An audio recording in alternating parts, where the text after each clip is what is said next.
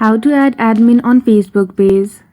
Hello everyone, welcome back to our channel and today we are back again with a new video.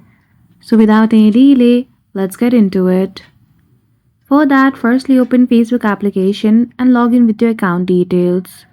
After that, once you find on your page, go to three lines at the top right corner, scroll down and go to settings and privacy.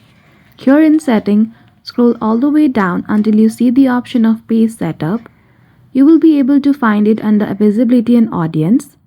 Go to page access and click on add new. After that, click on next.